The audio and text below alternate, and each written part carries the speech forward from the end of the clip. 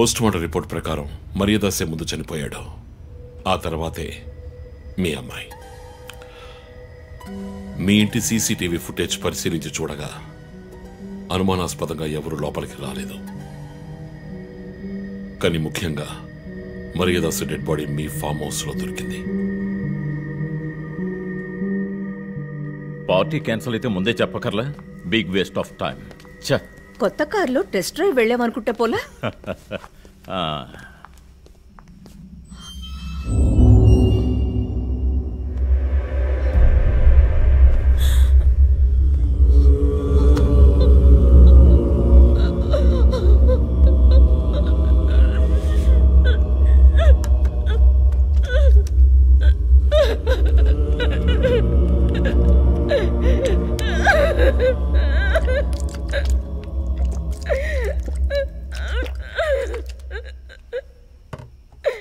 నన్ను క్షమించండమ్మా.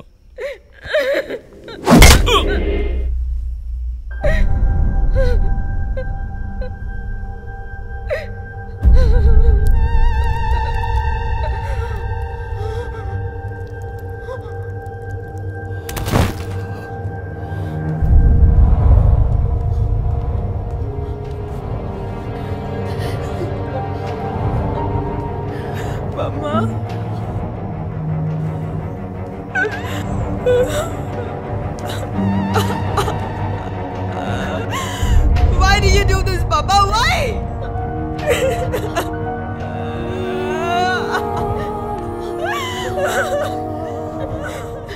నీకేం తక్కువ చేసాం కదా? నీకేమైనా పిచ్చి పట్టిందా? చూడు, నువ్వు చిన్నపిల్లవి. నీ మంచి కోసమే చెప్తున్నాను. అంతా మేము చూసుకుంటాం.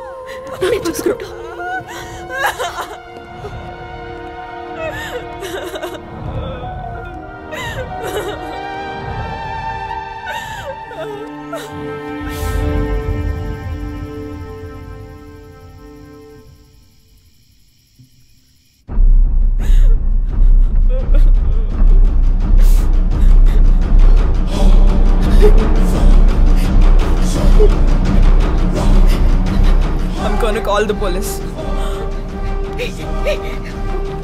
What? Mom, please leave me. What? Do something. Stop her.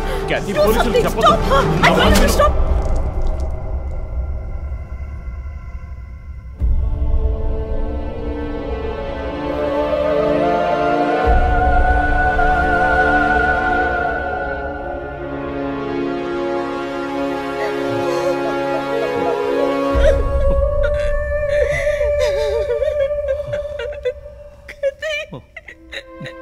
Emmanuel సొసైటీలో చాలా గొప్ప వ్యక్తి, హైలీ ఇన్ఫ్లుయెన్షియల్. ఆ హత్యని కవరప్ చేసి క్రైమ్ సీన్ క్లీన్ చేసేశారు. డబ్బు నగలు దొంగలించబడి క్యాథరిన్ హత్య చేయబడిందని కేసు క్లోజ్ చేసేశారు. నేను ఇన్వెస్టిగేట్ చేసిన తర్వాతే నిజాలు బయటపడ్డాయి. సార్, ఒక తండ్రిగా నా పరిస్థితి ఆలోచించండి సార్. 16 ఏళ్లు నిండని పిల్ల సార్. ఇంట్లో ఉన్న పని వాడితో కోపంలో ఆ పని చేశాను సార్. మరీదాస్ రేప్ చేసి చంపేశాడు. ఆ కోపంలో నేను వాడిని కొట్టి చంపేశాను. అలా మీరు రిపోర్ట్ మార్చి రాయండి సార్. ఆల్రెడీ నా కూతురు గురించి ఏమేమి రాస్తున్నారో తెలుసా మీకు? టీవీ ఆన్ చేయడానికి భయపడుతున్నాం. రోజు మీడియాలో నా కూతుర్ని చూపించి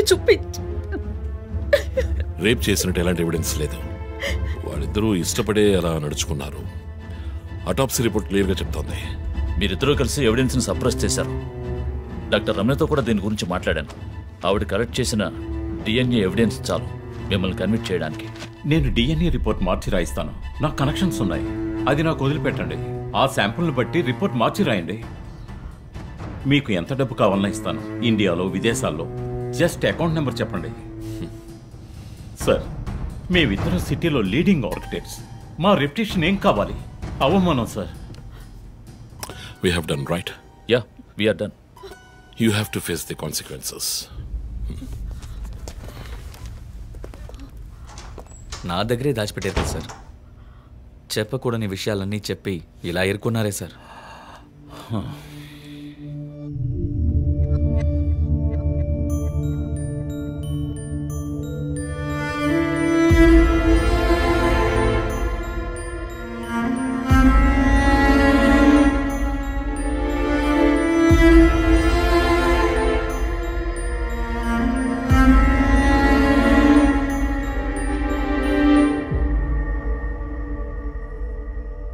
క్యాథరిన్ వయస్సు మనల్ని అర్థం చేసుకోలేదు.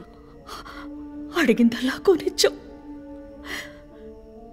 డబ్బు ఖర్చు చేసామే కానీ కొంచెం టైము ఖర్చు చేసి ఉండాల్సింది.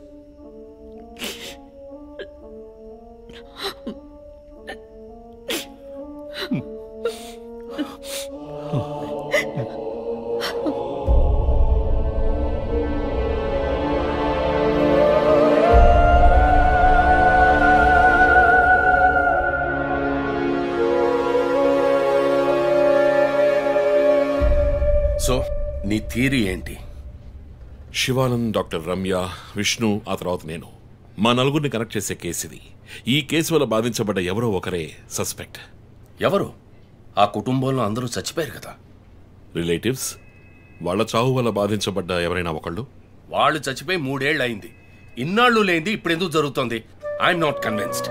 సార్, ఇన్వెస్టిగేషన్ చేస్తేనే కదా సార్. Ranjit, I'm sorry, I have to do this. ఇక నుంచి ఈ కేసు నేను తీసుకుంటున్నాను. మీరిద్దరూ నాకు రిపోర్ట్ చేయండి. Sir please sir. నువ్వు పర్సనల్ గా ఇన్వాల్వ్ అయ్యావు. నీ జడ్జ్మెంట్ సరిగ్గా ఉండదు. నీకు పార్కిన్సన్స్ ఉందని నా దగ్గర దాచడమే తప్పు. ఆ రోజు ఏమైనా అయి ఉంటే? సార్, నేను ఇన్వెస్టిగేషన్ లో ఉండి తీరాలి సార్. ఉంటావు, కానీ ఫీల్డ్ వర్క్ లో కాదు. Vandana, I'm ready to meet the press.